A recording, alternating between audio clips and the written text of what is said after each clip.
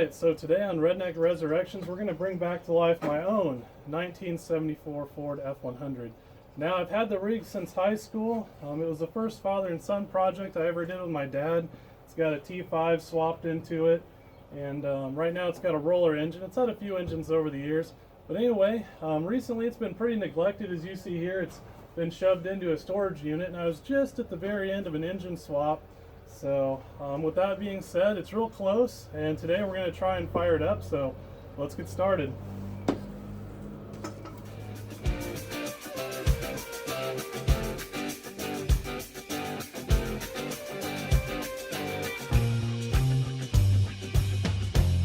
Now, like I said, I've had the old F100 since I was about 17 in high school. My dad and I bought it out of a farm field, what seems like forever ago now, and drove it home amazingly.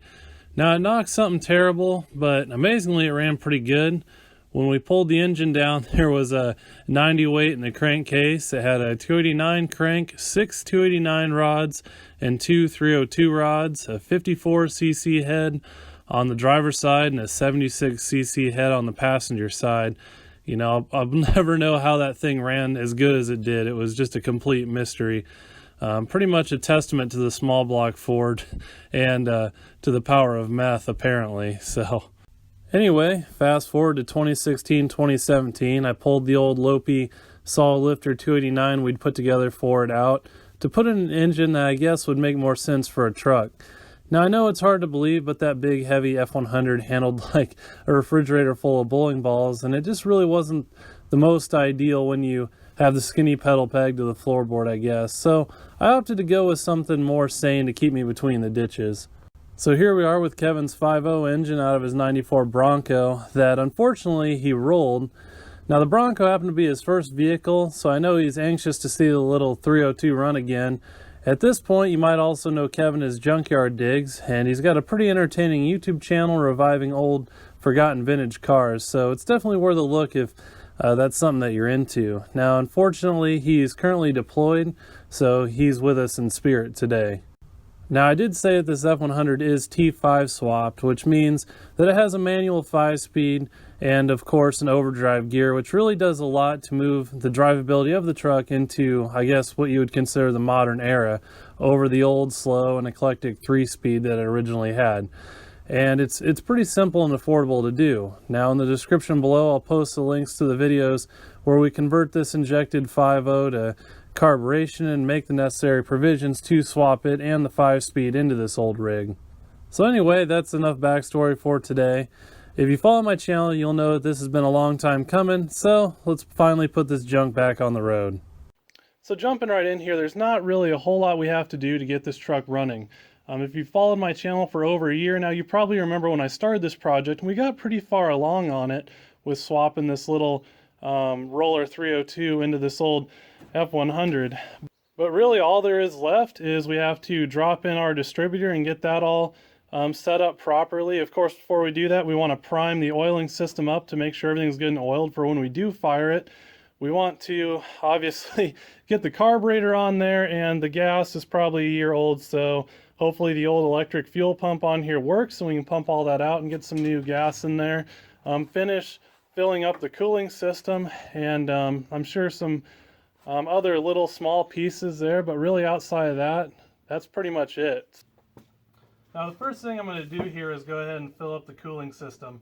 I hate to admit it, but I actually had my butt kicked by this water pump and timing cover assortment a few times, so below I'm going to outline kind of some of the parts and pieces you need to do this swap and be able to use the old V-belt setup. So one of the things I've done here is I've loosened one of my coolant plugs on the intake, and I'm going to continue to fill the radiator until it starts to weep out of this hole. Now, reason being is I don't want to have everything sealed up on the engine, fill the radiator, and then have a big air bubble up here for when we go to fire the engine. We have other things to worry about, and I don't want to have to worry about making sure the cooling system's filled up. So this will really push out any air out the top. Now, if you do have, say if you had your heater installed, which I don't, you'd usually have a hose that you could unhook and hold up in the air and actually fill from that point, and you would know that your cooling system is good and filled once you have it running over from that hose. But anyway, we don't have that option, so we're going through the radiator. And hopefully we catch it in time and don't make too much of a mess on our intake manifold. Alright, so now as you can see, some of my coolant, if I loosen this guy up again, you can see some of the coolant's coming out, so we know we're good and up to this point. So now I can go ahead and lock that down and finish filling the radiator with coolant. I don't see any leaks, so that's pretty encouraging, and I think our cooling system will be good to go. Now, one of my biggest concerns for this vehicle here, despite this fire hazard crazy wiring that I did when I was in high school, where apparently I thought everything had to run back to the battery apparently. One of my biggest concerns is that the electrical, you know, there's been mice that I've seen, there's mice poop all around here. They've been living in here. Hopefully they haven't chewed up my essential wiring to actually make the vehicle run. We'll soon find out. All right, so with the battery all wired up and the coil lead wire disconnected, I think we can play around with some of the electrical now and see what type of condition she's in. Hopefully the essential stuff still works. The mice haven't got to it. But anyway, I think we're going to take our fire extinguisher just in case, you know, we want to make sure this is a fail-proof operation and have it good and close. So if we can just slide in here, as you can see, every flat surface has become a table or a bench or storage, so we'll have to deal with that in a bit. Jumping in here. See if these old LED lights from high school still work. Hey, look at that. Oh, I got a few dead spots. There's our 5-speed. You know, it's really pretty nostalgic sitting in here. Like I said, did a lot of this work originally with my dad, and now we're pretty busy and apart a lot, so it's kind of a sad deal. But appreciate my my spare key here. Cops always get a good kick out of that one. So now it looks like everything works. We're in neutral. Let's just see if we can bump the starter. Nice. So all right, pretty confident we're in good shape and we can keep moving right along. Give our fuel pump a shot here. Now originally I had this fuel pump set up as a secondary pump in case my mechanical pump on the old 289 failed, but right now this is the only pump that's on the thing, and in the future we are going to overhaul this fuel system, but for now we're just going to run it like it is. Hopefully we hear it kick in, and I'm not hearing it. Oh, that was pretty easy to diagnose. Turn the ignition on here and away she goes. Impressive. I actually interlocked it back in the day, so for safety's sake. I did something for safety, who would have thought. So anyway, now I guess we'll go get up there and hopefully we can pump all this old gasoline out with that pump and put some fresh gas in, because I imagine that old gasoline ain't no good anymore. All right, got some of our spare fuel line thrown on here. Hooked right into our main line. Still got our fire extinguisher handy. Now, get the ignition on this guy. Our sending unit says we don't have hardly any gas in there. Oh, now it's coming up about 1/4 of a tank. So kick our little fuel pump on there. It's pretty noisy, it doesn't have any gas to it yet. Awful noisy, but we have a look here. We actually are pumping the gas out of that thing. It doesn't smell too bad, but definitely we'll put fresh gas in. And apparently those pumps are really loud when you don't have any back pressure on them. So hopefully we can get this tank pumped dry and get some fresh stuff in there.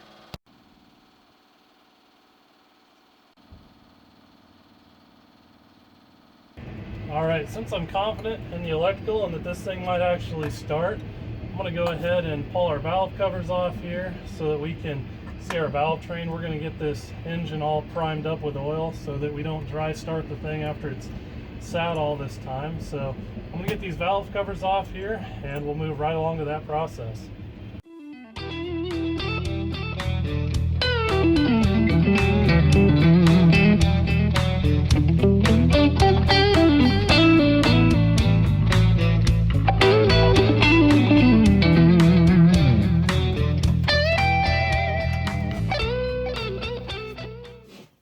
Now I'm sure you're noticing this just like I am here, where the cylinder head on our passenger side looks like it's carboned up with oil while our driver's side isn't. And I'm not sure if at some point this had a replacement cylinder head put on or what might have happened. You know, potentially it was due to PVC routing. I'm just not sure, but that's definitely something interesting there.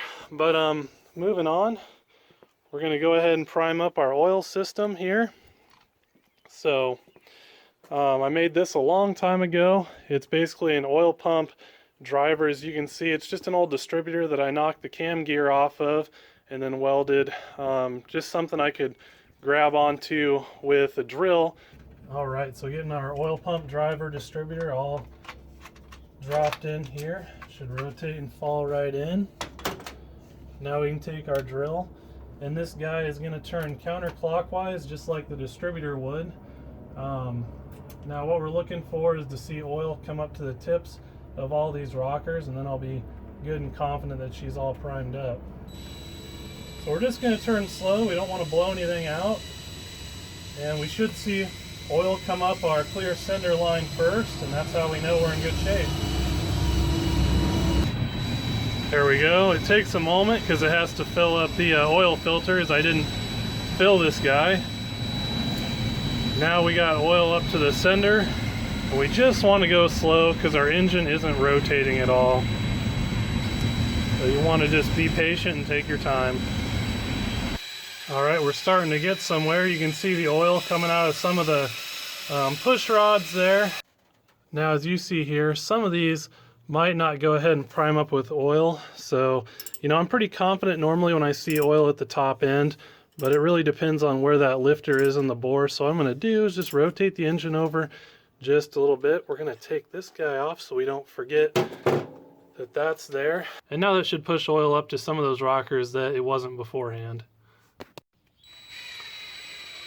And there we go. That last little ornery rocker arm is finally lubricating. So, all right, there we go. I'm going to run this for about another minute, and then we'll be good to move on. Throw our valve covers back on and move on to the distributor.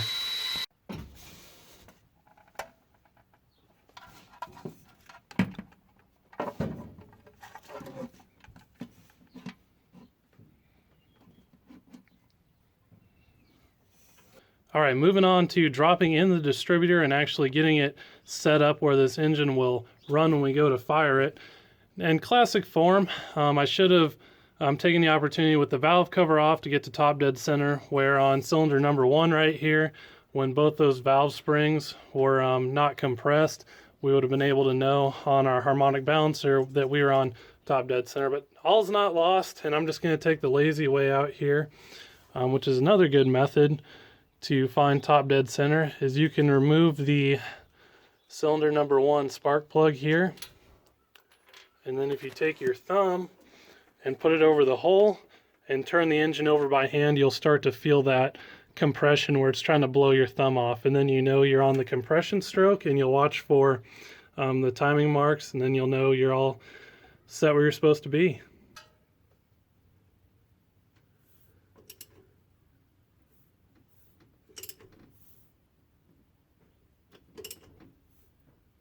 All right, and what I'm going to try and do here is set this guy up to about, I'm going to stop at about 5 degrees, just so, you know, we're going to run about 8 degrees of advance minimum for our initial timing. So we'll just start at this point, and it'll help us get our distributor dropped in the right place. So I think we're good to go. We're on the compression stroke. We can drop that guy in. All right, so we're getting all ready to drop our distributor in here. And this particular unit is a Pertronix Igniter 3 billet distributor. Now what I like about this unit in particular is if you leave your key on, it's not going to fry the module. So that's one nice piece about the Igniter 3 unit. And you can read up quite a bit about Pertronix. They're a pretty good and reputable company at this point. And what I really like about them is they make this Igniter 3 module that you can put in an old points distributor. And that's just really nice for not needing to do a lot of modifications to have a pretty good electronic ignition system. And you can always keep points in the dash in case the module would burn out, so you wouldn't be stranded on the side of the road. But This one in particular is a full billet unit, so we don't have that option. I ran it before, and it's done pretty well for me.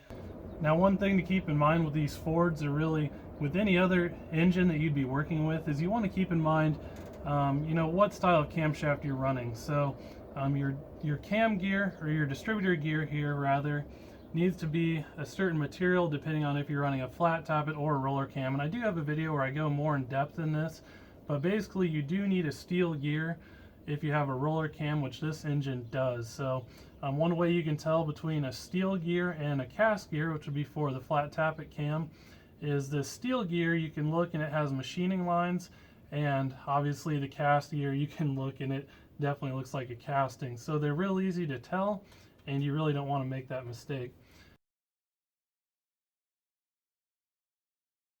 So anyway, I'm dropping this guy in here. You want to make a mark on the distributor body where cylinder 1 is going to be, which I've already done. Now, with the way these gears are designed, when you drop it in, this distributor head is going to want to turn and rotate in. So we're going to clock it a little bit before where our cylinder 1 spark plug wire is on our cap. Get this guy out of the way. They rotate quite a bit, as you can see. And there we go, nothing to it. She's in and clocked properly. Now this just gets you close. Of course, you can rotate your distributor body, but ideally, you know, you want your distributor to be in the proper orientation, which for a Ford, this is pretty good.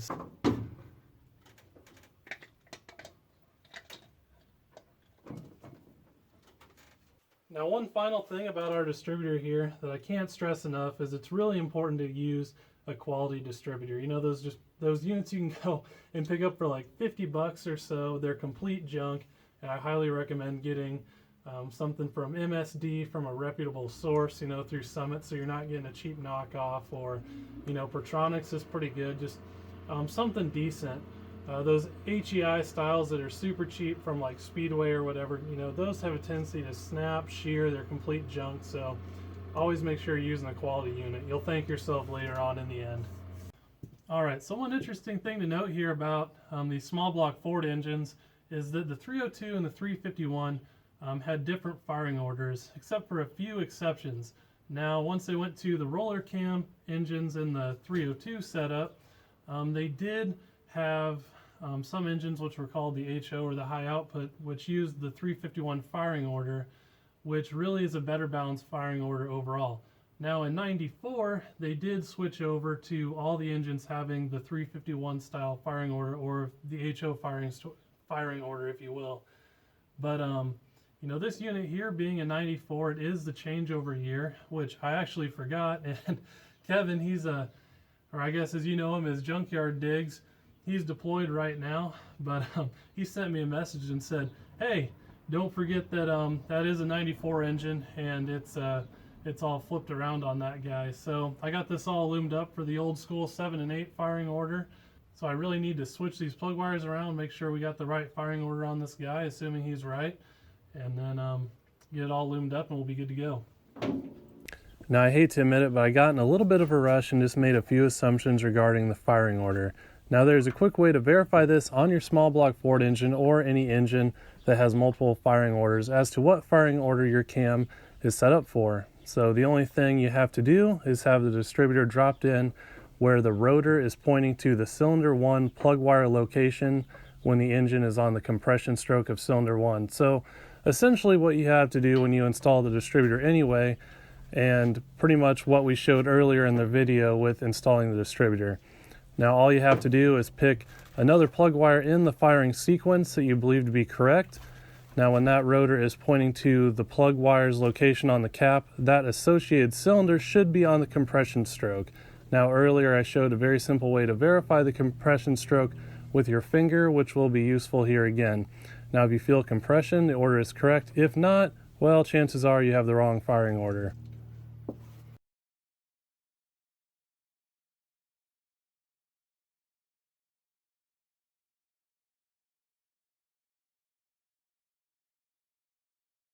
All right, getting everything all hooked up. I'll go ahead and loom it up later. I'm sure you know, with how the rest of this truck is, I'll probably end up looming it up with zip ties.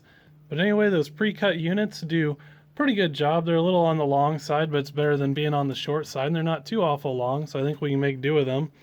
Right now we're testing the voltage to the coil, so the mice haven't chewed it up too bad with the key on the positive post on the coil and the negative of the battery, which you need to do to test the voltage to the coil properly.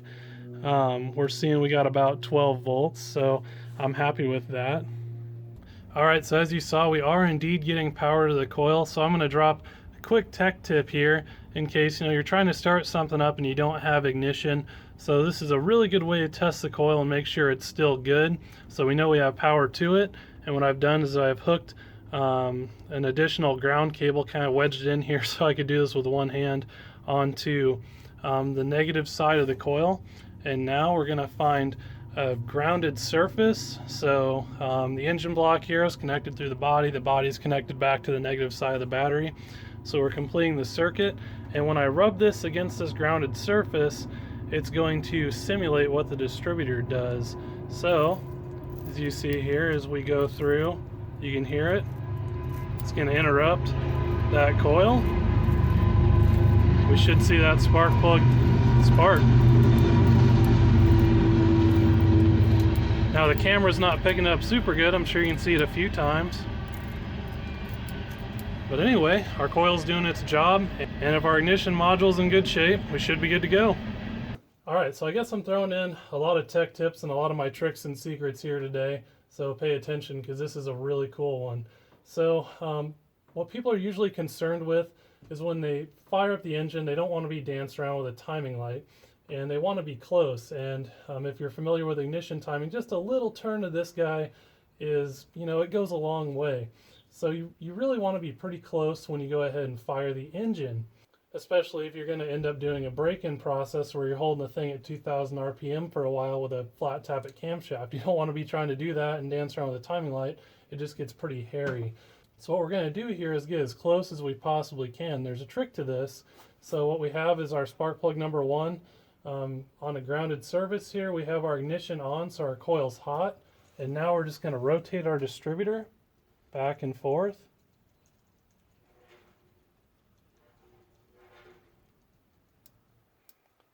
And right there, you can see that spark plug sparking, which you got to keep going back and forth. You have to interrupt the coil, just like you saw earlier. So eventually you can hone it in. Your rotations get smaller and smaller. All right, there we go. Now I'm confident when we fire it, we're going to be very close to top dead center where we want to be. And I actually have the engine advanced 5 degrees on the harmonic balancer, so I know we're going to be on the positive side of our ignition timing. Hopefully there haven't been any mice living inside this engine. All the mouse turds that are on top.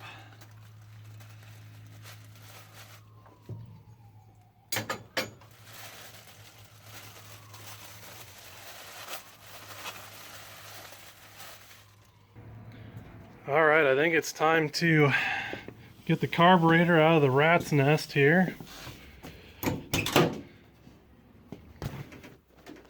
Had it sitting on the ground all this time. I didn't do any winterizing or anything to it that I should have.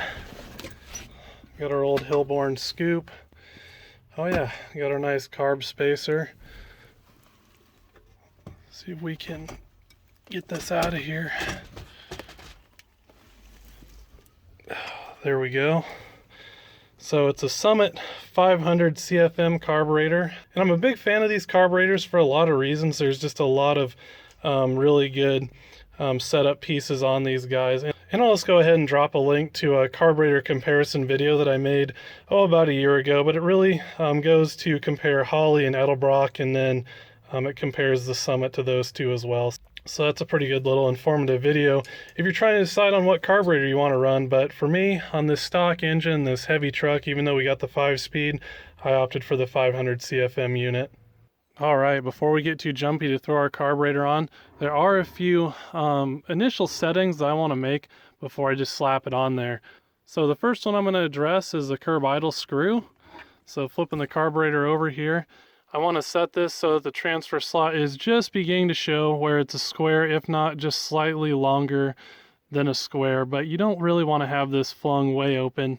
You'll just be chasing that around the whole time. So usually your carburetor is designed to run here, and it's just a good place to start out from. Now with your idle mixture screws, I go ahead and turn those 1.5 turns out to 2 turns out, depending on my cam. If I have a more radical cam, it needs a little bit more fuel at idle, I'll go with 2 turns, and if not, I'll go with 1.5 like the stock cam we have here in our F100. Obviously we're going to throw a vacuum gauge on that and dial that all in, but this is just a good starting point where, again, if you were going to run your engine off, it should run okay. Additionally, I have my pump cam set to position 1, and also, as you see, I have my choke locked out because that's not something we want to be trying to adjust on a first fire up. A little bit extra foot feed, and usually you'll be all right with that. So I go ahead, and on my first starts of vehicles, I have this set up so it's not going to be moving around on me. Also, another thing you can do, where on this Summit it's a little more difficult to get to, you got to pull the carb top off. You can get in here and change your secondary spring accordingly. So I run a heavy spring since this is a heavy vehicle, and the spring tension determines how quick the secondaries open up. So the heavier the spring, obviously, the slower they're going to open. So that's what we want with this guy. Now I do have a lot of carb tuning videos, and I will link that below, but I have a whole playlist that goes through how to set up and tune a carburetor. Jetting for altitude, jetting for different intake manifold designs, for weather conditions. Just I really go really in depth into that, and it's worth a look. So anyway, I'll drop that below, but now let's get this son of a gun thrown on there.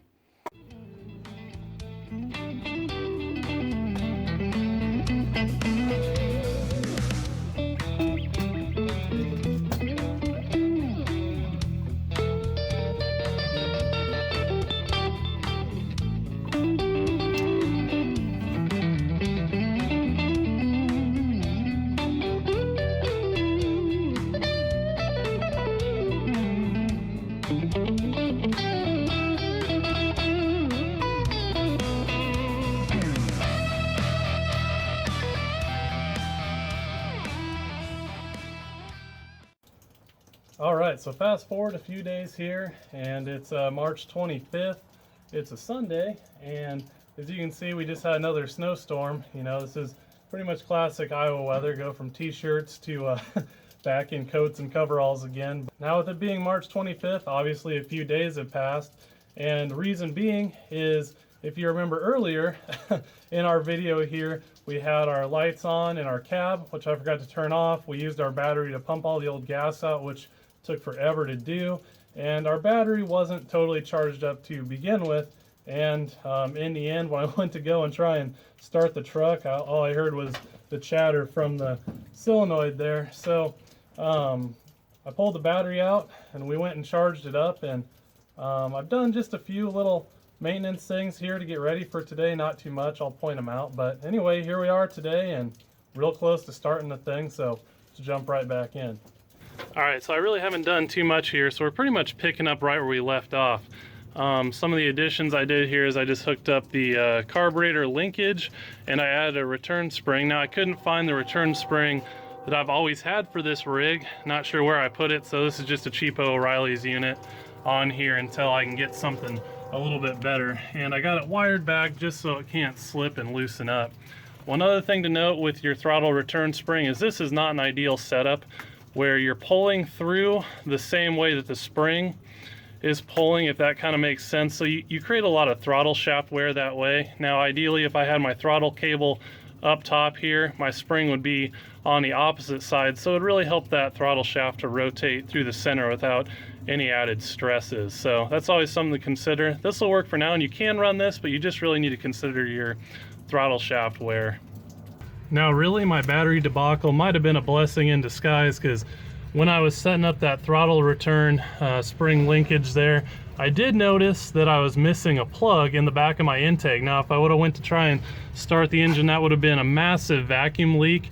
So that's just something you want to be careful of and be mindful of. Make sure your carburetor is good and seated down. All your ports are plugged. Now originally I used to have a barb fitting for a vacuum gauge back here, and I stole it for another project, and I apparently never capped it again.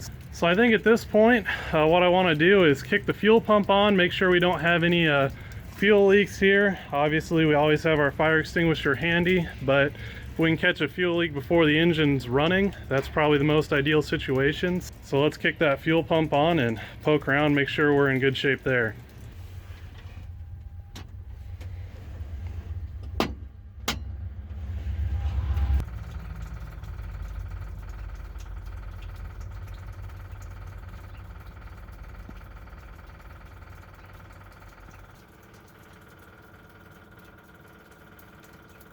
With our fuel system good, our distributor is still loose, but it's tight enough that it's not going to spin on its own when we try and start the engine. So at this point, let's fire this thing up and see what happens. I'm hopeful that it doesn't take a whole lot, maybe one pump and she lights right off. As you saw as we went through, everything should be set up properly and pretty close to where it needs to be. All right, here we go. Neutral. Got ignition on, give it a pump. There we go, hold it at some RPM here. Oil pressure's coming up. I hope it goes a little bit more than that. This is a used engine. So far so good. Let's see if it'll just idle right off the bat. Nice. All right, let's go get a reading in our ignition timing. We got good manifold vacuum on this engine. It's super stock. You can tell it has a truck cam with all that manifold vacuum it's making.